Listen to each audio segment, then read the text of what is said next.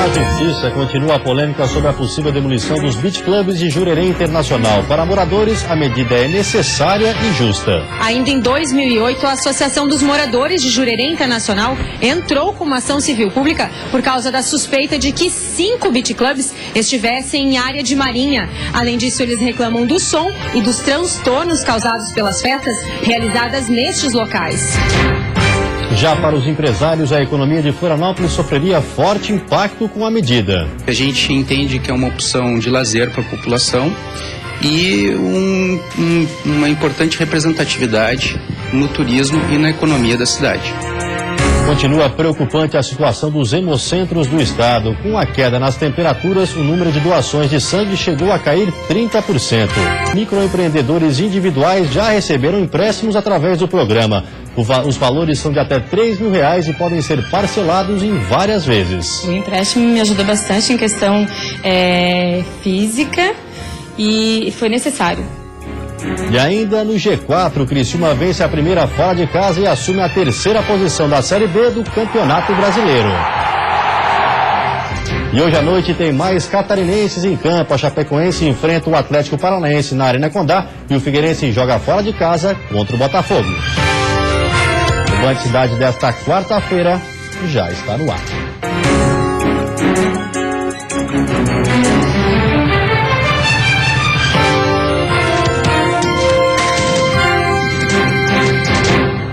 Olá, boa noite. Foi suspensa temporariamente a demolição de 5 beach clubs em Jurerê Internacional e Florianópolis. O Tribunal Regional Federal da 4ª Região deve manter a decisão até que seja julgado o recurso contra a sentença de primeiro grau. Jurerê Internacional é o destino preferido de muitos brasileiros e até de estrangeiros durante o verão. Além das belezas naturais, os beach clubs localizados no bairro tornaram Florianópolis uma cidade conhecida por reunir jovens e música eletrônica durante a temporada. As festas são realizadas nos estabelecimentos localizados na faixa de areia da praia. E são estes locais que estão no meio de uma discussão que envolve moradores, turistas, empresários e agora a justiça. A polêmica em torno dos beach clubs é antiga. Ainda em 2008, a Associação dos Moradores de Jurerê Internacional entrou com uma ação civil pública por causa da suspeita de que 5 beach clubs estivessem em área de marinha. Além disso, eles reclamam do som e dos transtornos causados pelas festas realizadas nestes locais. Hoje, a nossa questão envolve tanto a perturbação do sossego, que continua, principalmente por um deles, mas também pelos outros em menor grau, mas por um deles continua de forma muito intensa, quanto em relação à ocupação de espaço público. Em 2012, um laudo do ICMBio mostrou que muitos pontos estavam também em áreas de preservação ambiental.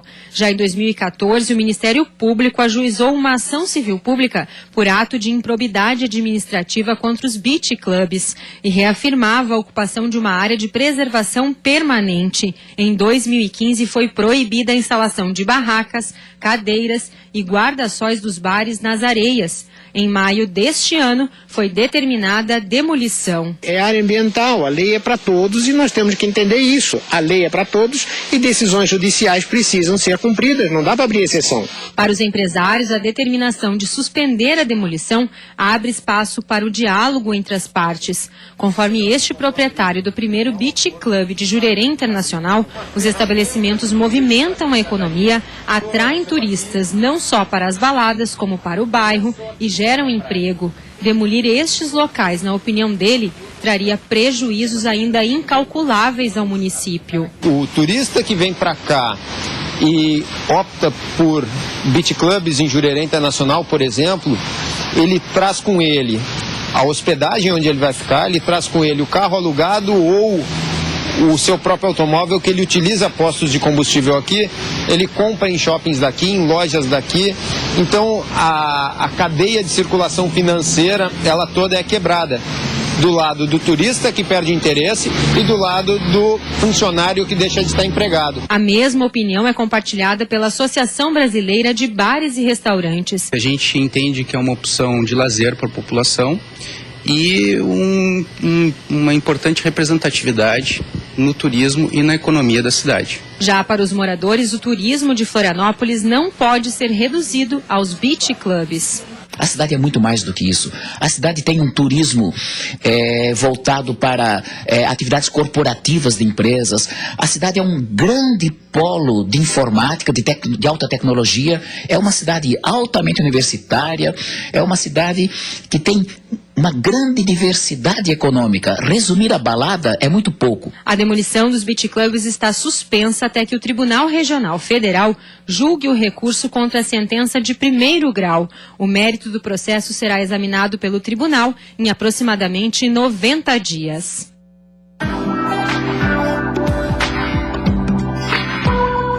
Depois dessa quarta-feira chuvosa em todo o estado, amanhã o tempo muda e o sol volta a aparecer em todas as regiões de Santa Catarina. A quinta-feira vai ser de temperaturas baixas pela manhã, mas em elevação durante a tarde. Na Serra, o amanhecer deve ser de 4 graus e a máxima chega aos 14 durante o dia. No Vale do Itajaí, Oeste e Planalto Norte, mínima de 8 e 9 graus. Já na Grande Florianópolis, região sul e litoral norte, mínima de 12 e máxima entre 18 e 20 graus. E a seguir, frio faz baixar os estoques de sangue no Hemosc. Com a chegada do inverno, a queda no número de doadores chega a 30%.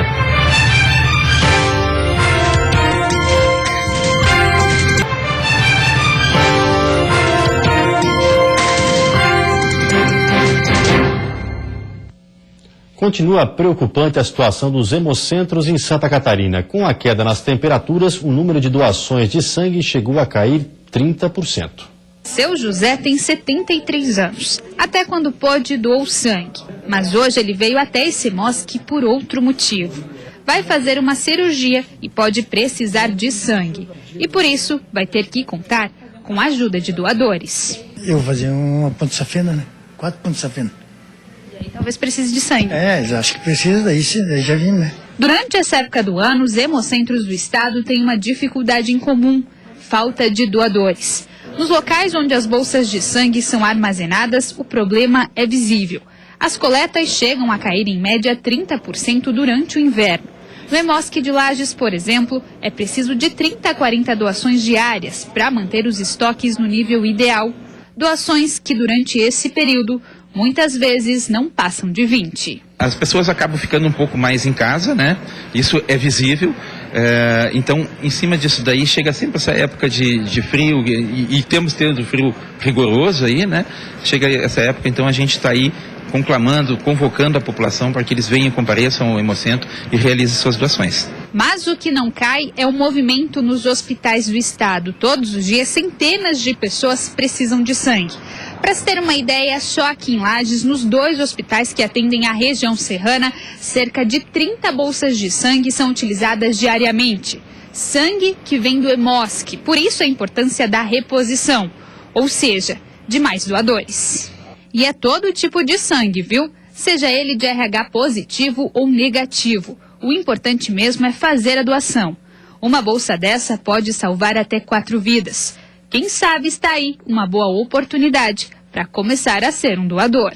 É uma boa oportunidade. Você que tem entre 16 e 65 anos, goza de boa saúde, esteja com vontade, compareça até o Hemocentro.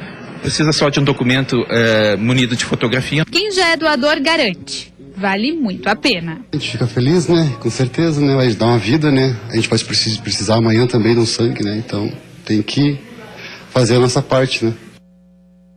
Depois do intervalo tem o futebol. O Avaí fica no empate com o Atlético Goianiense na ressacada e se complica na classificação. E a expectativa de Figueirense e Chapecoense para a rodada de hoje à noite pela Série A.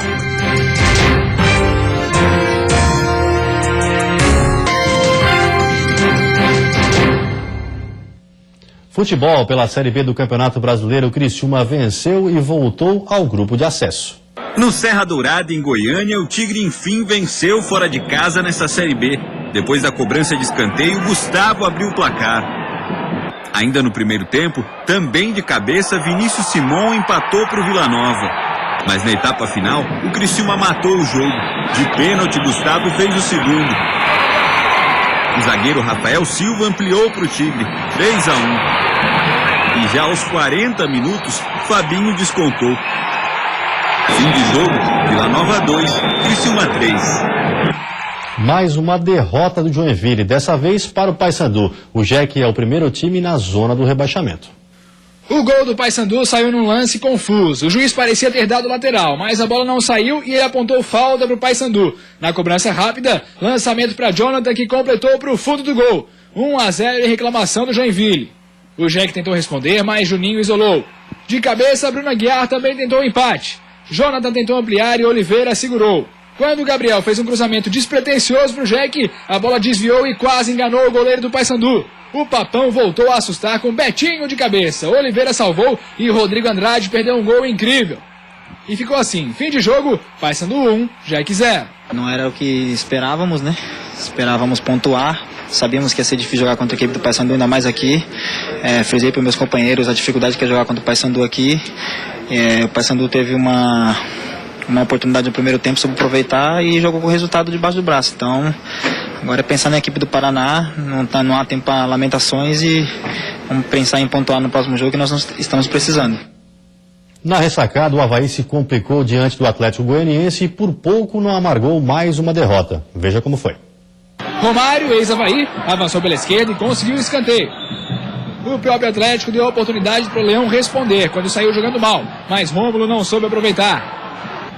Célio Santos, que é zagueiro e estava jogando de lateral esquerdo, também tentou, mas faltou pontaria. E o jogo seguiu assim, bastante frio, só esquentou com polêmica. Quando o William chutou essa bola, ela bateu no braço de Lino. Os jogadores... E aí, mais um lance polêmico. No cruzamento de Tauan, William chegou primeiro que o goleiro do Oeste na bola e foi derrubado. Outra vez reclamação, outra vez o juizão achou o lance normal. Na sequência da jogada, contra-ataque do Oeste. E quando Magno Cruz rolou para trás, Matheus Ribeiro completou e fez 1-0.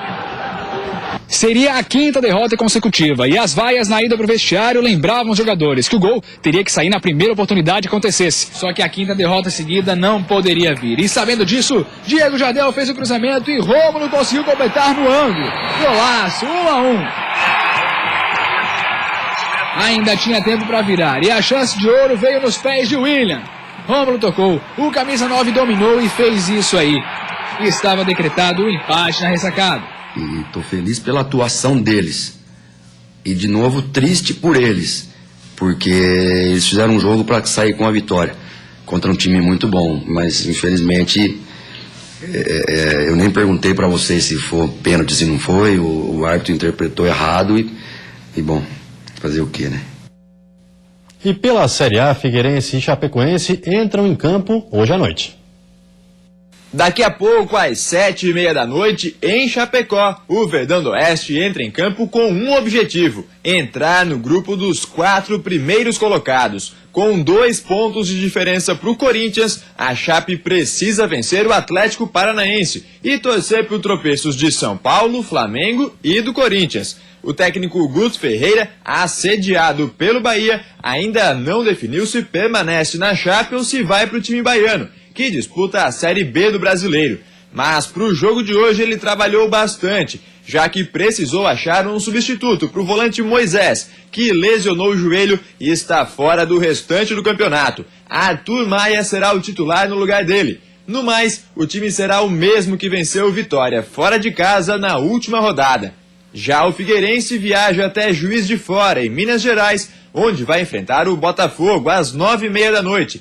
Depois da bela vitória contra o Internacional, o técnico Vinícius Eutrópio terá 2 problemas para resolver. O volante Eli Carlos, que sofreu uma lesão na cabeça, e o artilheiro Rafael Moura, que sentiu dores na coxa, estão fora do jogo. Por outro lado, o atacante Dudu e o goleiro Gatito Fernandes, que estavam suspensos na última rodada, estão à disposição do treinador. Ainda sem vencer fora de casa, o Figueira busca os primeiros 3 pontos como visitante e quer aproveitar o fato do Botafogo estar na zona de rebaixamento e com desfalques para conseguir embalar na competição. E a seguir, incentivo aos pequenos empreendedores. Mais de 50 mil empresários receberam empréstimos a juros zero.